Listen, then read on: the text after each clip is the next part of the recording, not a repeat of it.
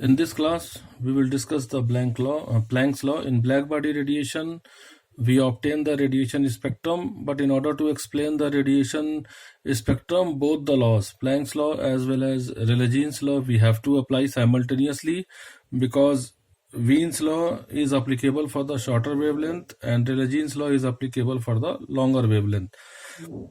We did not have any single law. With the help of that particular law, we can apply the full spectrum.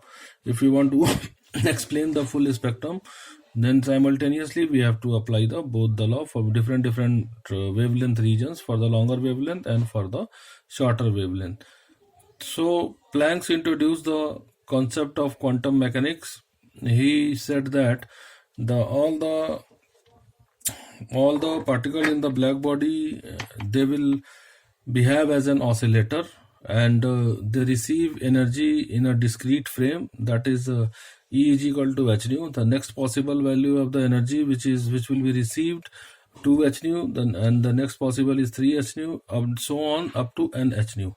So all the oscillator, they receive the energy in the form of h nu, and at the same time they emit the energy in the form of h nu. So average energy of all the oscillator, it is calculated in the previous lecture. Now what is the Planck's law? We will see. He derived the formula, and from the Planck's law we will derive the Wien's law and Rayleigh-Jean's law. It means that Wien's law and Rayleigh-Jean's law is already involved in the Planck's law. So you can see out here the number of oscillator present per unit volume in the frequency range nu and nu plus d nu is given as. इसका मतलब ये हुआ कि जो भी black body से radiation निकलते हैं उनकी फ्रीक्वेंसी जो है अलग अलग होती है, क्योंकि वेवलेंथ अलग अलग है. पहले जो है लॉन्गर वेवलेंथ का रेडिएशन इमिट होता है, उसके बाद जो है वो शॉर्टर वेवलेंथ का रेडिएशन इमिट होता है. तो जब वेवलेंथ अलग अलग है तो ऑब्वियसली फ्रीक्वेंसी भी जो है वो अलग अलग होगी. So the number of oscillator present per unit volume in the frequency nu and nu plus d nu, दो फ्रीक्वेंसी कंसीडर कर ली, पहले न्यू निकली उसके बाद न्यू प्लस डी न्यू निकली, is given as n equal to 8 pi nu square c cube into d nu. ये है number of oscillator present per unit volume. ये प्लैंक ने इसे बताया कि ये होगा n is equal to 8 pi nu square divided by c cube into nu cube, where nu is the frequency, c is the speed of light. So the energy density in the frequency range nu and nu plus d nu is given as. तो कितनी जो है energy density होगी nu और d nu के range में, तो ये आएगा हमारा energy density rho we is equal to number of oscillator per unit volume. Per unit volume में कितने ऑसिलेटर हैं जो कि यहाँ पे कैलकुलेट किए गए हैं, और इनटू एवरेज डेंसिटी. तो एवरेज डेंसिटी अभी इसके पहले वाले लेक्चर में हमने कैलकुलेट करी है, तो ये हो जाएगा आपका एवरेज एनर्जी डेंसिटी कितनी हुई हमारी. तो rho we is equal to 8 pi nu square by c cube into d nu into h nu upon e to the power h nu by k t minus 1. तो ये है हमारा number of oscillator per unit volume, और ये है हमारी average जो है डेंसिटी, एनर्जी डेंसिटी. सो इसी को कहते हैं, this is the Planck radiation formula in terms of the frequency के रेंज में हमारा प्लैंक रेडिएशन फॉर्मूला ये हुआ. अब हम प्लैंक का radiation formula in terms of the wavelength calculate करेंगे. तो हम जानते हैं कि nu is equal to c over lambda होता है. तो यहाँ पे देखिए डी न्यू है, तो डी न्यू के लिए इसको हम डिफ्रेंशिएट कर देंगे. सी कांस्टेंट है, ऊपर जाएगा माइनस लैम्डा, तो ये हो जाएगा हमारा -1 लैम्डा की पावर -2. तो finally we will get d nu is equal to minus c by lambda square d lambda. अब डी न्यू की वैल्यू जो है हम यहाँ पे सब्स्टिट्यूट कर देंगे, तो ये हो जाएगा rho lambda in terms of the wavelength 8 pi h, 8 pi और ये वाला एच यहाँ पे आ गया 8 pi h upon lambda cube, 8 pi h upon, जब ये रखेंगे यहाँ पे हम न्यू को ब्रेक कर देंगे सी अपॉन लैम्डा, तो एक सी से एक सी आपका कट जाएगा. तो ये हो जाएगा 8 pi h upon lambda cube into 1 upon e to the power h nu by k t minus 1. So ये है हमारा प्लैंक का formula in terms of the wavelength.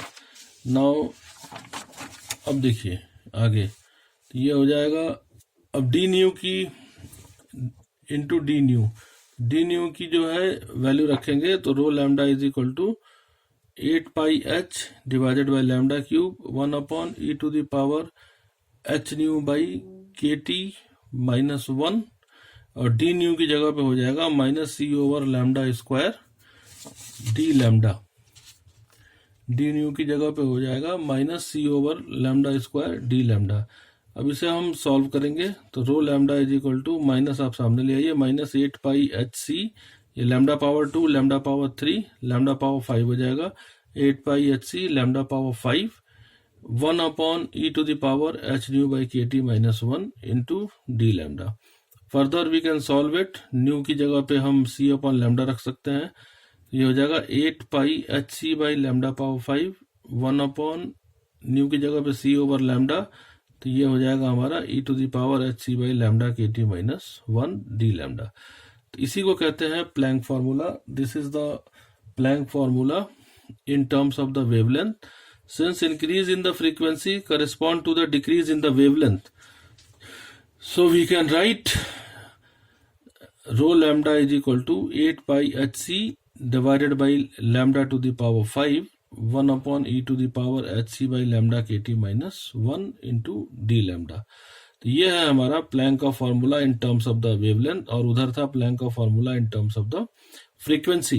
तो अब हम देखेंगे डेरिवेशन। अब इस प्लैंक के फॉर्मूले से हम वीन्स लॉ और रेले जीन्स लॉ को डिराइव करेंगे। तो डेरिवेशन ऑफ, नेक्स्ट टॉपिक होगा हमारा derivation of Wien's law from the Planck's formula. Planck फार्मूले से हम वीन लॉ को डिराइव करेंगे। तो ये वाला एक्सप्रेशन देखिए, ऊपर वाला एक्सप्रेशन हम लिखेंगे फिर से, rho lambda is equal to 8πhc divided by lambda power 5 1/e⁻hc by lambda k T -1 d lambda. तो शॉर्टर वेवलेंथ और लॉन्गर वेवलेंथ, इस फॉर्मूले को बारी बारी से दोनों के लिए अप्लाई करेंगे। For shorter wavelength e⁻hc by lambda k T, ये जो होगा लैम्डा जो है वो हमें कम चाहिए, तो इसकी वैल्यू ज़्यादा होगी क्योंकि 8πhc ये सारी चीज़ें जो है कांस्टेंट है। तो e⁻hc by lambda k T जो है वो 1 से बहुत ज़्यादा बड़ा होगा, तो -1, so 1 can be neglected here. तो उसको हम लिख सकते हैं इस टर्म्स को, rho lambda is equal to 8πhc by lambda power 5 e⁻hc by lambda k t d lambda. Let 8πhc is equal to k1 and hc by k that is c2, c1 c2 भी ले सकते हैं। तो यहाँ पर ये formula हमारा हो जाएगा आपका rho lambda is equal to c1 by lambda power 5 e⁻ c2 lambda t into d lambda. तो ये हो जाता है हमारा वीन्स लॉ, ये वीन्स लॉ के बराबर है। और derivation of Rayleigh Jeans law, longer wavelength, तो लॉन्गर वेवलेंथ इसकी वैल्यू ज़्यादा चाहिए तो इसकी वैल्यू कम होगी।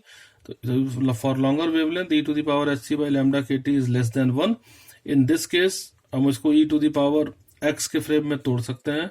तो rho lambda is equal to 8πhc divided by lambda power 5 d lambda by 1 plus hc by lambda k T -1, 1 से 1 आप कैंसिल कर दीजिए, ये हो जाएगा rho lambda is equal to 8π hc से hc गया by lambda power 4 into d lambda. तो इसको कहते हैं हम रेले जीन्स लॉ। तो प्लैंक ने अपना एक फॉर्मूला डिराइव किया और उससे कहा कि ये फॉर्मूला जो है हमारा ये वाला rho lambda is equal to this formula, rho lambda is equal to 8πhc by lambda power 5 1/e⁻hc by lambda kt -1 into d lambda. This formula will be applicable in order to explain the complete black body spectrum, और वीन्स law और Rayleigh Jeans law दोनों ही इस फॉर्मूले के अंदर cover हो जाते हैं। तो इस तरीके से प्लैंक ने एक सिंगल फॉर्मूला डिराइव किया जिससे कि हम ब्लैक बॉडी रेडिएशन को पूरी तरह से हम समझ सकते हैं। उसके ग्राफ को, वो फॉर्मूला है आपका rho lambda in terms of the wavelength. The formula is rho lambda is equal to 8πhc by lambda power 5 1/e⁻hc by lambda kt -1। 1. So by this way, Wien's law and Rayleigh-Jean's law, both the law is already the part of this. So this was the formula given by Planck in order to explain the black body radiation.